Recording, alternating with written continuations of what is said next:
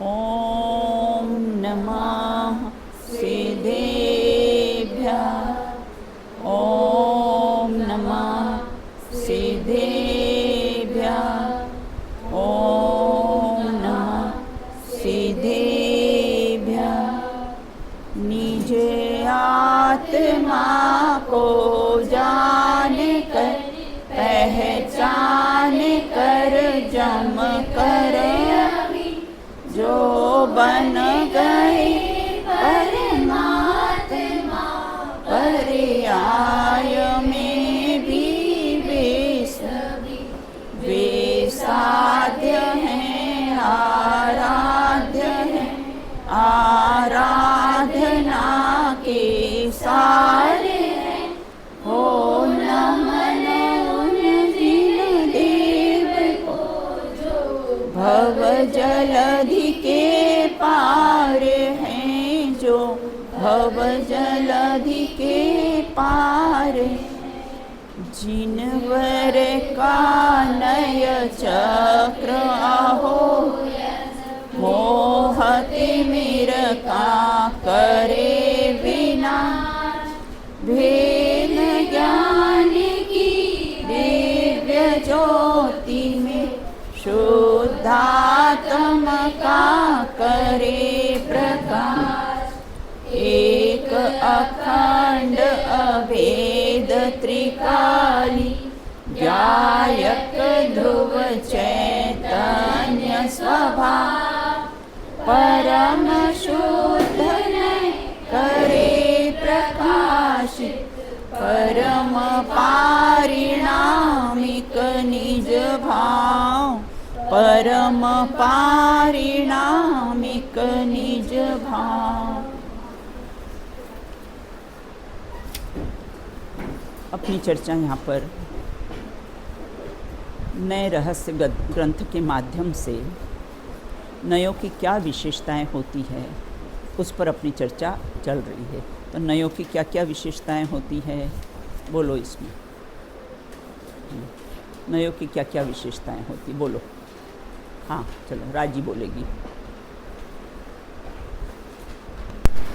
जी सबसे पहले तो नए सम्यक शुद्ध ज्ञान का अंश होता है। हाँ। फिर सेकंड ज्ञाता के अभिप्राय को नए कहते हैं। बहुत बढ़िया। तीसरा है कि नयों की प्रवृत्ति प्रमाण द्वारा जाने गए विषय के एक अंश को जानने में होती फिर है। चौथा है एकांतवाद का नाश करने के लिए हाँ। नए की प्रवृत्ति होती है। हाँ। और फिर पांचवा है कि जो नए है वो जो विवक्षित धर्म है उसे तो मुख्य करके बताता है और अविवक्षित को गौण करके बताता है। फिर नए ज्ञानात्मक और वचनात्मक दो होते हैं। फिर नए सापेक्षी होता है और निरपेक्ष नहीं। 7 पॉइंट्स पर अपन ने कैसी है चर्चा की थी कि आगे भी अपन पॉइंट्स पर चर्चा करेंगे। तो नए सापेक्ष ही होते हैं निरपेक्ष नहीं। इससे क्या आशय है बेटा है ना। नए सापेक्ष ही होते हैं निरपेक्ष नहीं। इससे आप क्या समझते हो क्या आशय है इसका बिल्कुल है ना।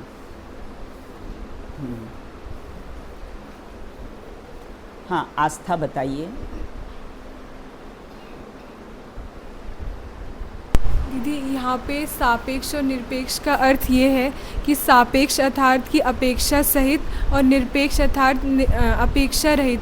तो जब हम ज्ञान को सापेक्ष नहीं लेंगे तो ये नया भास हो जाएगा और नया भास अर्थात मिथ्या भास है ना।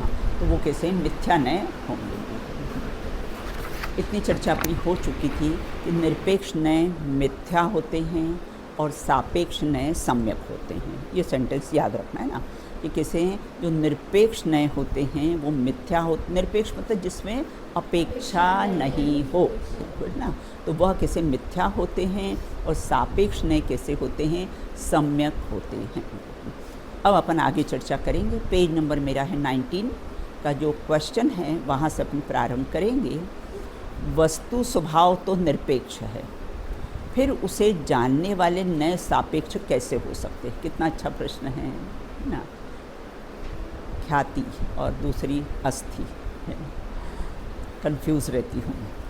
तो यहाँ ये कहते हैं कि कैसा है कि प्रश्न बेटा क्या बताया कि आप तो बोलते वस्तु स्वभाव तो कैसा होता है ना। सूर्य को प्रकाशमान और तापमान रहने में किसकी आवश्यकता है?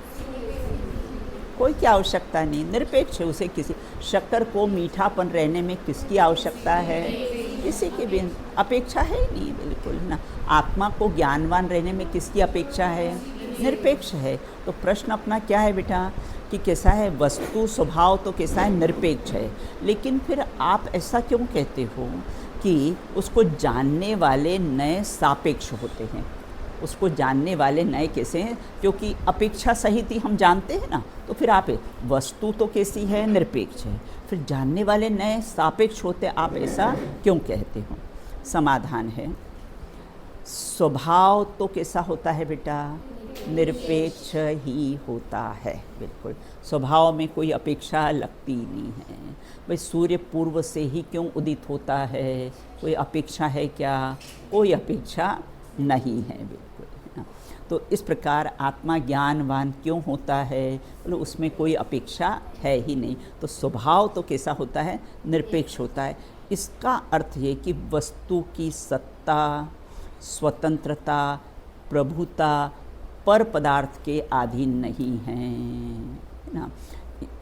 निरपेक्ष कहा है ना, तो उसको किसकी अपेक्षा ही नहीं है। जैसे अपने कहा था ना कि शक्कर को मीठापन रखने में रहने में किसकी अपेक्षा है? कोई की अपेक्षा है ही नहीं है, बिल्कुल। इससे क्या सिद्ध हुआ कि प्रत्येक पदार्थ के साथ स्वतंत्र है, किसी के अधीन नहीं है, बिल्कुल। वस्तु अपने स्वरूप से ही कैसी है? सत्य है। प्रत्येक वस्तु कैसी है? सत्य है, बिल्कुल, है ना। अपने यहाँ तो किसमें तत्वार सूत्र में आया है ना, सद्द्रव्य लक्षणम, है ना। प्रत्येक वस्तु प्रत्येक द्रव्य का कैसा है? सत लक्षण वाले ही होते हैं, सत्तावान ही होते हैं। यही उसकी निरपेक्षता है, वो सत्य है, यही उसकी कैसी निरपेक्षता है। अब उसको किसी के अपने सत्ता को रखने के लिए किसी की आवश्यकता नहीं है, परंतु उसमें विद्यमान अनंत धर्मों में मुख्य गौण करके जाना भी जा सकता है और कहा भी। जाना जाए तो ज्ञानात्मक, कहा जाए तो वचनात्मक हो जाएगा। परंतु उसमें विद्यमान अनंत धर्मों को मुख्य गौण करके जाना और कहा जा सकता है। किसी एक धर्म को मुख्य करना ही सापेक्षता है, बिल्कुल, है ना। हमने कहा बड़ा भाई, इसका मतलब कोई छोटा भाई है, इस अपेक्षा से इसको क्या कहा है? बड़ा भाई कहा है, बिल्कुल। अब यहाँ ये कहते कि अपेक्षा शब्द, है ना, कितने अर्थों में प्रयोग होता है? अपेक्षा शब्द होता है ना, वो कितने अर्थों में प्रयोग होता है, बिल्कुल। तो यहाँ कहते हैं अपेक्षा शब्द से अनेक अर्थ होते हैं, परंतु जहाँ वस्तु को पर और पर्याय से निरपेक्ष कहा जाता है, वहाँ पराधीनता के अर्थ में अपेक्षा शब्द का प्रयोग करके वस्तु के स्वभाव को निरपेक्ष अर्थात कैसा है? स्वाधीन कहा जाता है। वस्तु में कोई अपेक्षा लगती ही नहीं है। वह तो कैसे? तो एक अर्थ ना, पहला अर्थ अपेक्षा का पहला अर्थ कैसा? स्वाधीनता के अर्थ में कैसा है? उसका प्रयोग किया जाता है, बिल्कुल, है ना। क्योंकि अपना प्रश्न क्या था कि अपेक्षा शब्द कितने अर्थों में प्रयोग होता है? तो पहला क्या हुआ? कैसे? स्वाधीनता के अर्थ में कैसा है? उसका प्रयोग होता है। क्यों होता है? क्योंकि वस्तु को पर और पर्याय की कोई अपेक्षा होती नहीं है, बिल्कुल। अब कहते हैं दूसरा, अपेक्षा शब्द का लौकिक अर्थ किसी को कुछ चाहना अर्थात आशा करना है। हमें किसी से कोई अपेक्षा नहीं है, इस अर्थ में भी प्रयोग होता है ना, कि हमको किसी से कोई अपेक्षा नहीं, हमें किसी से कोई चाहना नहीं है ना। इस अर्थ में भी कैसे अपेक्षा शब्द का प्रयोग होता है। प्रायः यह कहा जाता है कि हमें तो उसकी ऐसी अपेक्षा नहीं थी। अगर कोई व्यक्ति कोई गलत काम करता है ना, तो अपने भैया हमें तो आपसे तो कम से कम ऐसी अपेक्षा नहीं थी, बिल्कुल। इस अर्थ में भी कैसा है? प्रयोग किया जाता है। नयों की सापेक्षता के प्रसंग में यह अर्थ भी कैसा है? अभिष्ट नहीं है, लेकिन ये अर्थ यहाँ नयों में नहीं है, बेटा, है। न्याय शास्त्र में अपेक्षा शब्द का एक तीसरा अर्थ स्वाधीनता के अर्थ में आया, बेटा। दूसरा, है ना, कोई अपेक्षा नहीं, मतलब हाँ, मतलब चाहना के अर्थ में है। और तीसरा अर्थ अपेक्षा का क्या है? अविनाभावित्व। ये अविनाभावित्व किसे कहते हैं, अर्थात अविनाभाव किसे कहते हैं? हाँ ख्याति बताइए। एक के बिना दूसरा न रह सके, उसमें अविनाभाव। अविनाभाव जैसे आत्मा और ज्ञान। हाँ, आत्मा और ज्ञान में कैसा है?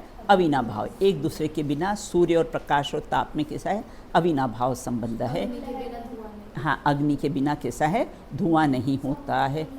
लहरें, काफ़ी सारे अपने को कैसे उदाहरण, हाँ काफ़ी सारे अपने को उदाहरण मिल जाएंगे। तो दोनों को क्या संबंध है? एक के बिना दूसरा नहीं।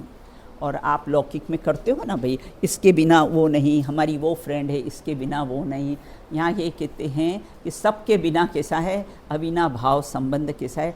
न्याय शास्त्रों में अपेक्षा शब्द का प्रयोग अविनाभाव के रूप में कैसा है? किया जाता है, बिल्कुल ना। अब कहते हैं कि जैसे द्रव्य पर्याय परस्पर कैसे हैं? सापेक्ष हैं, है ना। द्रव्य और पर्याय सापेक्ष, अपेक्षा सहित, बिल्कुल। द्रव्य के बिना पर्याय नहीं, पर्याय के बिना द्रव्य, समुद्र के बिना लहरें नहीं, लहरों के बिना समुद्र नहीं। अर्थात दोनों एक दूसरे के बिना नहीं होते हैं। लौकिक में भी बहुत सारे झूठे झूठे वादे करते हैं ना। हम एक दूसरे के बिना, दो कोई अच्छी फ्रेंड हो ना, थोड़े दिन रहता है और फिर कुछ न कुछ माथापच्ची हो जाती है, फिर वो छूट जाता है और फिर वो दूसरा हो जाता है। जिसमें गर्लफ्रेंड्स और बॉयफ्रेंड्स में तो बहुत इस प्रकार के प्रसंग बनते हैं, बिल्कुल। अभी है फ्रेंडशिप, अभी कैसी फ्रेंडशिप टूट गई, बिल्कुल। और फिर के पति हम जन्म जन्म का साथ है ना। इस प्रकार से कैसे झूठे झूठे वादे लेते हैं, बिल्कुल, है ना। तो इस द्रव्य पर्याय कैसे? सापेक्ष, परस्पर सापेक्ष है, एक दूसरे के बिना नहीं होते हैं। पर्याय रहित का कैसा है? द्रव्य नहीं होता है, और द्रव्य बिना का कैसा है? पर्याय नहीं होती है। अतः नए कैसे होते हैं? परस्पर सापेक्ष होते हैं। इस कथन का आशय यह भी है कि वस्तु में निश्चय व्यवहार या द्रव्यार्थिक पर्यायार्थिक नयों के विषयभूत धर्म कैसे होते हैं? साथ साथ रहते हैं। अनंत धर्म एक साथ रहते हैं ना। वस्तु में अपन देखा ना, नित्य अनित्य एक 47 तो अपन ने बेटा चर्चा की थी नयों की, है ना।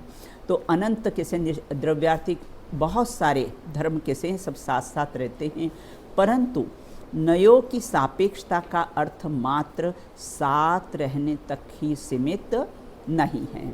अब कहते हैं अगर अपेक्षा नहीं लगाई जाए तो बेटा क्या दोष आएगा? कोई बात में हमने अपेक्षा नहीं लगाई जाए, बिल्कुल। जैसे दो बच्चियां एक ही नाम की है ना, और आपको आवाज़ देना है। सपोज़ दोनों का नाम देशना है, बिल्कुल। तो आप लोग के देशना, तो फिर कौन सी देशना आ जाएगी?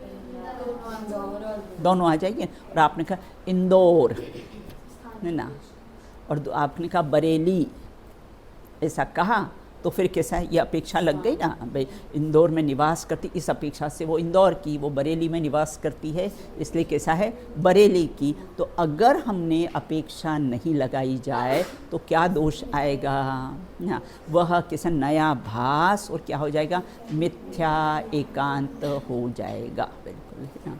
विवक्षित धर्म को मुख्य करना अर्थात उस धर्म के दृष्टिकोण से वस्तु को देखना ही कैसी है? अपेक्षा है। वक्ता जो कहना चाहता है, जो मुख्य करके कहना चाहता है, बस वही दृष्टिकोण, वही एंगल, वही नज़रिया क्या कहलाता है? अपेक्षा कहलाता है।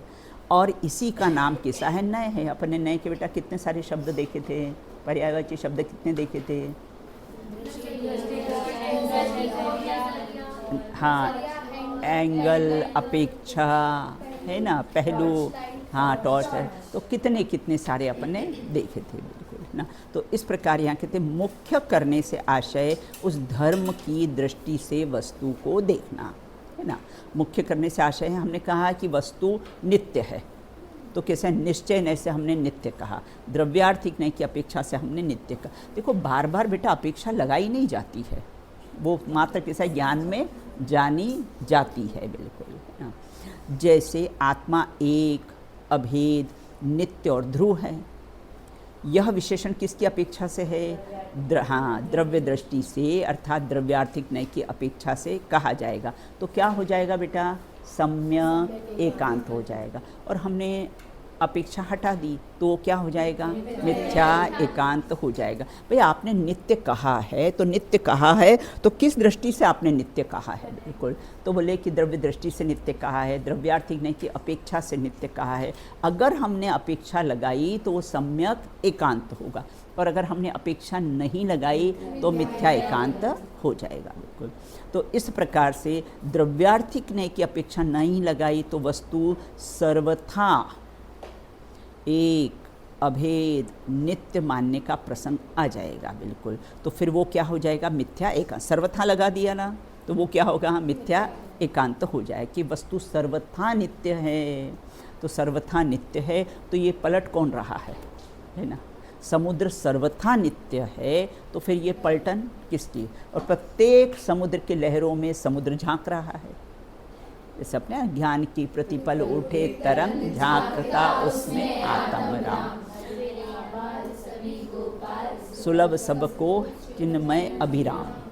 तो एक अभेद नित्य मानने का प्रसंग आ जाएगा। अनित्य आदि धर्मों के निषेध होने का प्रसंग आ जाने से यह कथन क्या हो जाएगा? मिथ्या एकांत। मिथ्या एकांत कहो या नया भास कहो, सम्यक एकांत कहो या कैसे कहो, सम्यक एकांत कहो या कैसा है, नए कहो। बिल्कुल, इसी प्रकार आत्मा को अनेक है ना। देखो लौकिक में भी होता ना, एक ही होता है ना। जैसे मम्मी है तो नानी की अपेक्षा से बेटी है ना, पापा की अपेक्षा से पत्नी, हमारी अपेक्षा से मम्मी है ना। और तो कितनी 3 मम्मियाँ हो गई ना, 3 मम्मियाँ हो गई ना आकृति। क्यों? अपेक्षा है, बिल्कुल है ना। अपेक्षा से लगा कर कैसा हमने कहा तो वो कैसा है? सम्यक एकांत होगा। बिल्कुल, इसी प्रकार से आत्मा को अनेक नित्य भेद रूप कहना वो कैसी? पर्याय की अपेक्षा से। भाई कहीं जगह आत्मा को अनित्य भी कहा है बेटा, तो क्या समझ लेना? ये पर्याय की अपेक्षा से कहा है। कहीं जगह आत्मा को कहा है कि आत्मा नित्य है, ऐसा कह दिया तो वो क्या समझ लेना? बोले द्रव्य की अपेक्षा से कहा है। बिल्कुल, अब हम समझ लेते हैं, बार बार अपेक्षाएं कैसे हैं बोलते नहीं हैं। तो इस प्रकार यहाँ ये कहते हैं कि पर्याय की अपेक्षा से पर्याय को मुख्य करके संभव है, अन्यथा द्रव्य स्वभाव का लोप हो जाने पर आत्मा को सर्वथा अनित्य मान लिया जाएगा, जिससे मिथ्या एकांत और नया भास का कैसा है? प्रसंग आ जाएगा। बिल्कुल है ना। अब कहते हैं अगर अपेक्षा नहीं लगाई तो माना जाएगा है ना, कहा जाएगा चना और सुनेगा धना। अगर हमने उसको अपेक्षा नहीं लगाई ना तो क्या नुकसान हो जाएगा? तो इस प्रकार किसी अपेक्षा से कहो, किसी धर्म को मुख्य करना कहो, एक ही बात है। बुलाया जाएगा रिद्धि को और आ जाएगी सिद्धि। अगर हमने अपेक्षा उसमें नहीं लगाई तो इस प्रकार का दोष आ जाएगा। तो एक ही बात है कि इसमें दूसरी अपेक्षा स्वीकृत पूर्वक गौणता भी शामिल। नए में बेटा मुख्य गौण की व्यवस्था है। विवक्षित जिसको कहना चाहता है उसको मुख्य कर लिया बेटा, जिसको नहीं कहना चाहता है वो कैसे? अविवक्षित अर्थात गौण हो जाता है। प्रमाण में मुख्य गौण नहीं होता। प्रमाण में कैसी है? दोनों वस्तुएं एक साथ ही संपूर्ण वस्तु को ग्रहण किया जाता है, लेकिन नए में क्या होता है? मुख्य गौण किया जाता है। वक्तुर इच्छा, वक्ता की जो इच्छा हो ना तो उसको मुख्य करता है, बाकी को कैसा है? गौण कर। वो कैमरामैन की जिसकी इच्छा उसको फोकस करेगा और बाकी सबको कैसा है? गौण कर देगा। कोई सभा का दृश्य चलता हो ना तो कैमरामैन की इच्छा रहती है वो किसको फोकस करे और किसको कैसा है? गौण करे।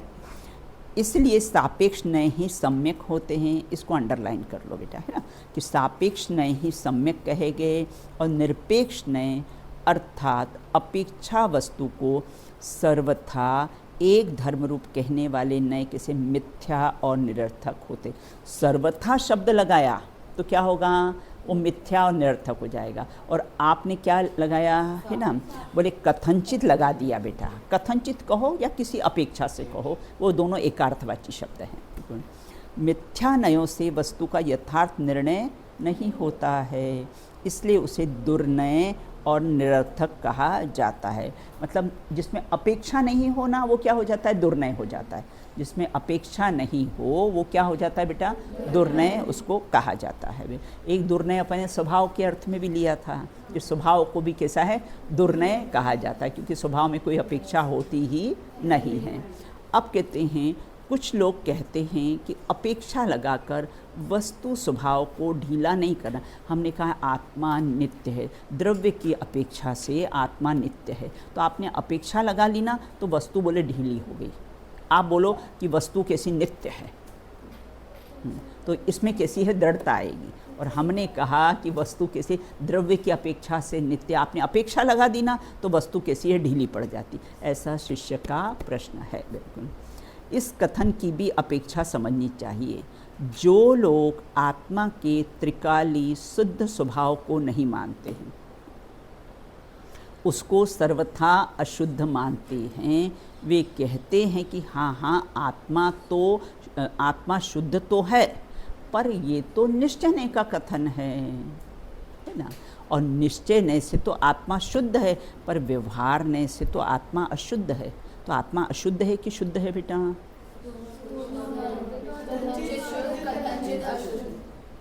स्वभाव से शुद्ध है।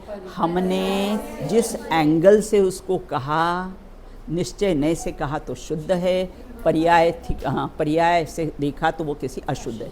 बाकी वस्तु तो वस्तु ही है, आत्मा तो बेटा शुद्ध ही है। लेकिन हमने कैसा है, अपेक्षा से देखा ना तो कैसा है, वो शुद्ध और अशुद्ध अपने को दिखाई देगी। बिल्कुल है ना। तो इस प्रकार से निश्चय से तो आत्मा शुद्ध है, पर व्यवहार से तो अशुद्ध है ना। अभी हम उसे शुद्ध कैसे मान ले? वे अभी राजा श्रेणी नरक में है ना, तो अभी हम उसको तीर्थंकर कैसे मान ले? अभी तो पर्यायगत योग्यता है ना उसकी, नरक में है वो। बिल्कुल, तो अभी हम कैसे तीर्थंकर मान लें? भावी अपने नए पढ़े थे ना बेटा, भावी नए गमने से हम उसको कैसे अर्घ चढ़ाते हैं ना। भाई भविष्य की जो 24 आने वाली है उसको बेटा अपन क्या करते हैं, अर्घ चढ़ाते हैं ना।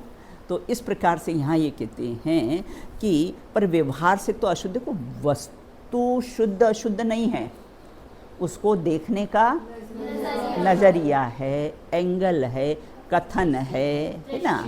हाँ बिल्कुल, दृष्टिकोण है। तो उसके कारण वस्तु कैसी है, शुद्ध और अशुद्ध मानते। वस्तु तो अपने तो नए बेटा 22 नए पढ़े ना, वो अपने इसके क्या एक कहे ना शुद्ध और एक कहे ना अशुद्ध है, ये तो उभय नयों का पक्षपात है। बिल्कुल है ना। एक शुद्ध कहता है, नए कहता है आत्मा को शुद्ध कहता है, एक नए कैसा अशुद्ध कहता है। ये तो उभय, मतलब ये तो दोनों नए। वस्तु आत्मा तो आत्मा ही है, चैतन्य तो चैतन्य ही है। बिल्कुल, न शुद्ध है न अशुद्ध है। जिस दृष्टिकोण से देखेंगे, जिस नज़रिए से, वे काला चश्मा पहनेंगे तो वस्तु कैसी दिखाई देगी बेटा, काली दिखाई। और रेड कलर का पहन लिया तो देखो स्टेज शो होते ना बेटा, वो लाइट पर कैसे वो रेड पन्नी लगा देते हैं, फिर येलो लगा देते हैं, है ना। वो लाइट येलो हुआ क्या है ना, लाइट रेड हुआ, लाइट येलो हुआ, लाइट ग्रीन हुआ। लाइट तो लाइट है बिल्कुल, है ना। लेकिन आपने वो बाहर पेपर लगा दिया है ना, तो कैसा है, स्टेज पर रेड येलो कैसा है दिखाई देता है। बिल्कुल, तो वस्तु तो वस्तु, आत्मा तो आत्मा ही है, चैतन्य तो चैतन्य ही, न शुद्ध है न अशुद्ध है। बिल्कुल, अपेक्षा से कहो तो कैसा है, शुद्ध अशुद्ध मान सकते हैं हम। यदि हम उसे शुद्ध कैसे मान ले, अभी तो अशुद्ध है। आगम में लिखा है ना कि भाई तुम कषाय से रहित हो, और अभी तो कषाय की चक्रवर्ती हो, और फिर कह दिया कषाय से, तो वो क्या समझना, वो स्वभाव की अपेक्षा से कहा है ना। और क्रोधी कहा है, वो कैसा समझना, पर्याय की अपेक्षा, व्यवहारने की अपेक्षा से है। इत्यादि अनेक प्रकार से वो निश्चय से आत्मा को शुद्ध कहते हुए भी अभिप्राय में उनके शुद्ध स्वभाव का निषेध नहीं। कहा है कि कैसे आत्मा शुद्ध है, लेकिन अभिप्राय में उसके शुद्ध स्वभाव का निषेध ही रहता है। वर्तमान में बेटा, वर्तमान में शुद्ध नहीं है बिल्कुल, है ना।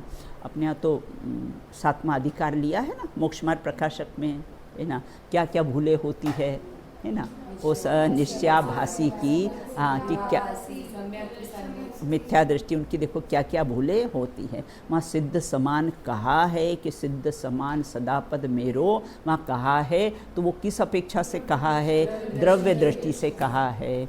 और ये अभी ही मान ले, द्रव्य दृष्टि से कहा है और अब पर्याय में वर्तमान में बेटा सिद्ध मान ले। तो सिद्ध तो सिद्धालय में, तू यहाँ क्या कर रहा है? सिद्ध अशरीरी होते हैं, तू तो शरीर सहित है। सिद्ध है ना राग द्वेष से रहित होते हैं और तू तो कैसा है? राग द्वेष से सहित है। तो इस प्रकार से कहते हैं कि अगर हम द्रव्य स्वभाव की अपेक्षा से कहें या पर्याय स्वभाव की अपेक्षा से कहें तो वैसा ही ग्रहण करना चाहिए।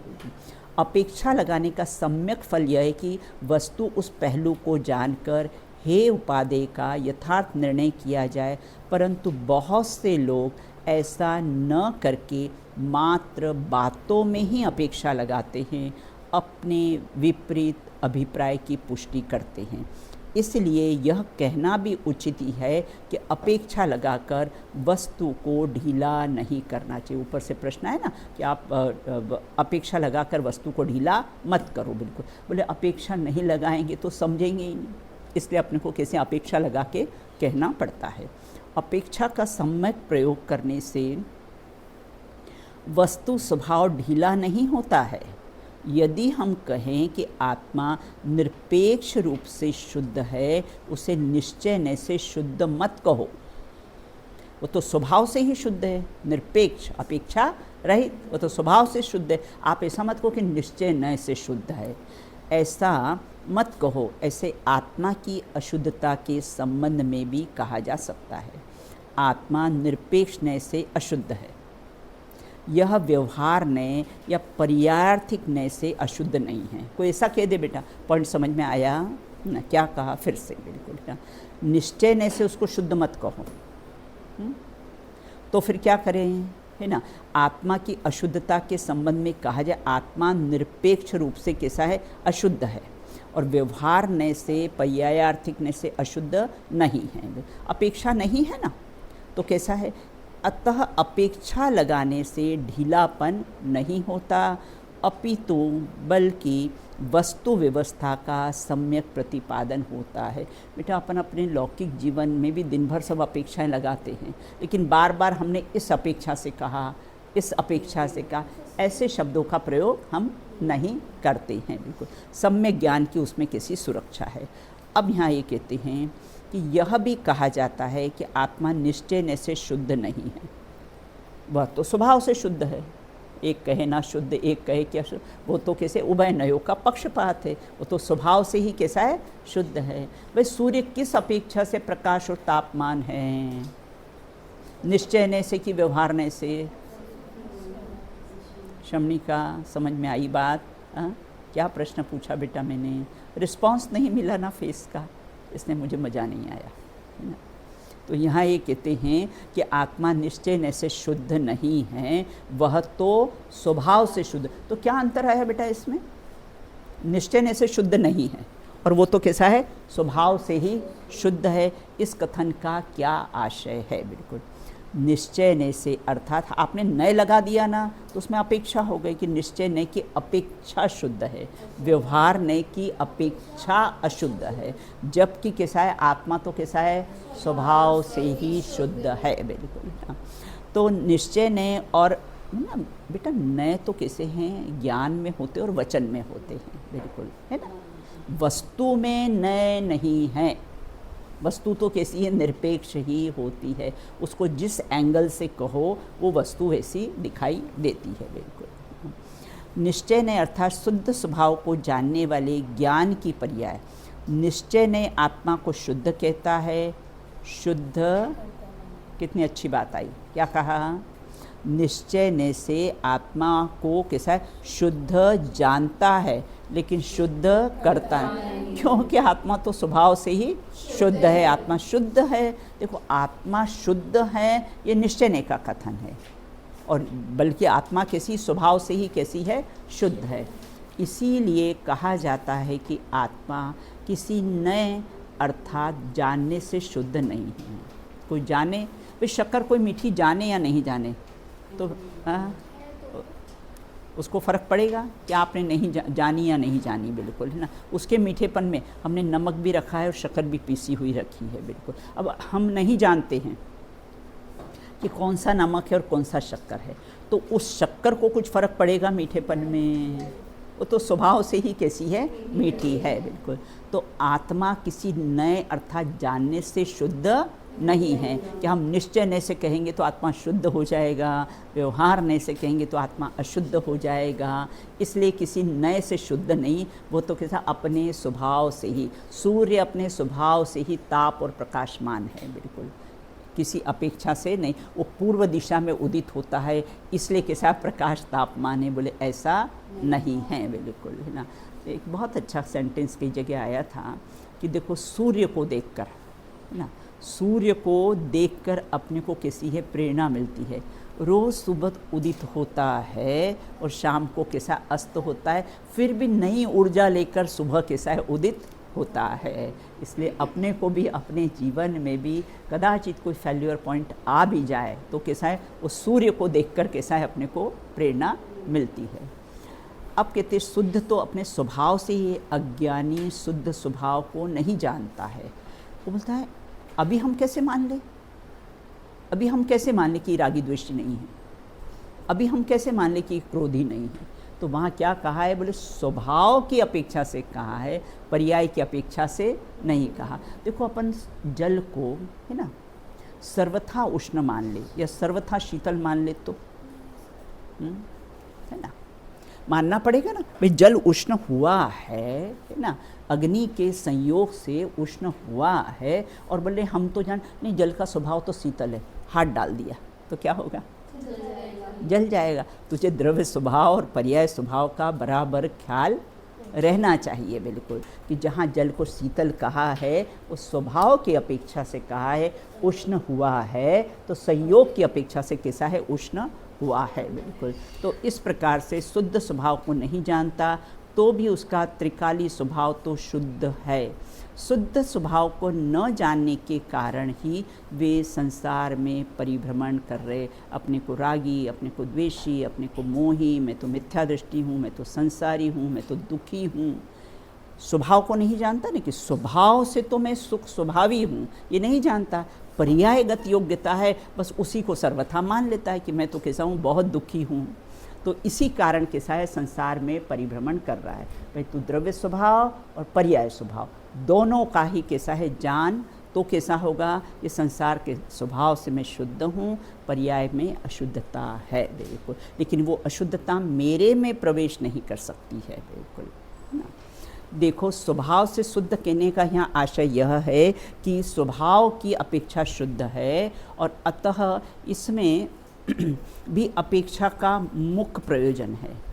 यदि अपने आत्मा को स्वभाव की अपेक्षा से शुद्ध न माना जाए तो सर्वथा शुद्ध मानने के प्रसंग आने पर, भाई मैं तो अभी सर्वथा शुद्ध हूँ, बिल्कुल, तो सर्वथा शुद्ध है तो राग द्वेष कहाँ हो रहे हैं, है ना। सर्वथा बेटा अपने को शुद्ध मान ले तो फिर राग द्वेष कहाँ हो रहे हैं, होते तो तेरी परिणति में है ना। तो यहाँ एक तो वो कैसे मिथ्या एकांत हो जाएगा, नया भास का सर्वथा है ही नहीं बेटा, कथनचित, है ना। सर्वथा शब्द अभी नयों के प्रकरण में सर्वथा शब्द, सर्वथा बेटा स्वभाव में लगता है, आत्मा सर्वथा ज्ञानवान है ना। सखर सर्वथा मीठी है, वो स्वभाव में लगता है सर्वथा शब्द। कथन में कैसा है, कथनचित शब्द का प्रयोग होता है, बिल्कुल। अब कहते इस प्रकार नए और अपेक्षा पर्यायवाची सिद्ध होने से यह स्पष्ट हो जाता है कि सापेक्ष नए सम्यक होते हैं। इसको अंडरलाइन करो, ये सेंटेंस को याद रखना। सापेक्ष नए ही जिसमें अपेक्षा हो वही सम्यक होते हैं, और जो निरपेक्ष है बेटा जिसमें अपेक्षा नहीं है ना, वो कैसे होते हैं, निरपेक्ष नए नहीं हैं। नए हमेशा कैसे होते हैं, सापेक्ष ही होते, अपेक्षा सहित ही होते हैं। नए कभी कैसे, क्योंकि कथन है ना बेटा, ज्ञानात्मक होते और वचनात्मक होते हैं, तो कथन में कहते हैं, तो इसलिए कैसे निरपेक्ष नए नहीं होते हैं, बिल्कुल। इस प्रकार 7 बिंदुओं के माध्यम से नयों का सामान्य स्वरूप जानकर जिनवाणी का अभ्यास करना प्रत्येक आत्मार्थी के लिए श्रेयस्कर है, बिल्कुल, है ना। तो कैसे हैं,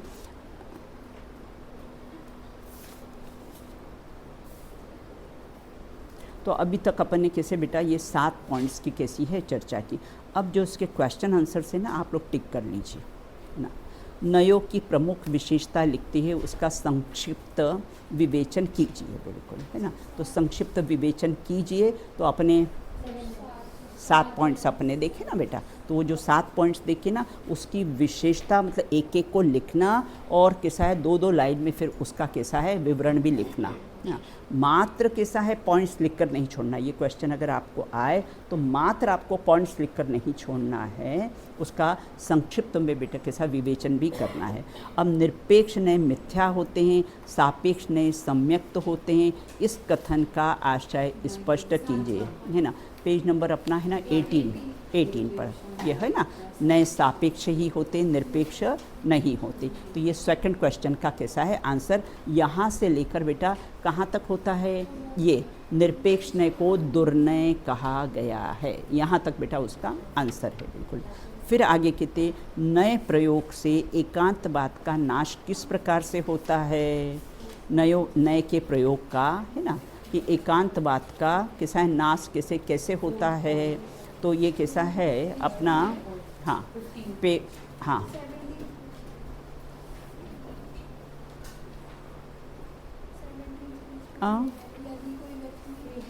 नए प्रयोग का एकांतवाद का नाश किस प्रकार होता है, पेज नंबर 17 है बेटा, है ना, ये 17 है बिल्कुल, है ना। तो कहाँ से, यहाँ से, यदि कोई व्यक्ति जड़ तना शाखा फूल पत्ती, है ना, वो पूरा पैराग्राफ ले लेना बेटा, है ना। कहाँ तक, है ना, कथनचित एकांत कथनचित अनेकांत से ही वस्तु की सिद्धि होती है। और ये चार्ट आप लोग याद रखना, अपने अनेकांत का बेटा आपको चार्ट बनवाया है ना, बिल्कुल। अनेकांत और अनेकांत के भी 2 पॉइंट हैं। और कैसे किसी को याद हुआ ये चार्ट, बताएगा मुझे कोई, हाँ आकृति बताओ बेटा, हाँ बताओ बेटा। अनेकांत में अनेकांत और एकांत, हाँ। अनेकांत में सम्यक अनेकांत और मिथ्या अनेकांत। हाँ। सम्यक अनेकांत में वस्तु नित्यानित्य है, मिथ्या अनेकांत में वस्तु सर्वथा नित्य है। हाँ। एकांत में सम्यक एकांत और मिथ्या एकांत। बहुत बढ़िया। सम्यक एकांत में वस्तु कथनचित नित्य है और मिथ्या एकांत में वस्तु सर्वथा नित्य है। बिल्कुल है। तो ये पॉइंट्स कैसा है ध्यान रखना है, शेष चर्चा अपन बाद में करेंगे सब। अब अपना जो अगला प्रकरण आने वाला है कि नए प्रमाण से भिन्न हैं या अभिन्न हैं। समुद्र की लहरें समुद्र से भिन्न हैं या अभिन्न हैं, बिल्कुल इस प्रकार का अपना है ना प्रकरण तीसरा अपना शुरू होने वाला है। तो उसकी शेष चर्चा अपन बेटा बाद में करेंगे, बिल्कुल है ना। चलो बोलो, अये मुक्तवा बोलो। ये आपको याद हो गया तो फिर अपन दूसरा याद करेंगे बेटा, है ना। हाँ 11th वालों को नहीं याद है, चलो बोलो बेटा। एवमुक्त्वा नयपक्षपात स्वरूपगुप्ता निवसन्ति नित्यं विकल्पजालच्युतशान्तचित्तास्त एव साक्षात् मृतं पिबन्ति।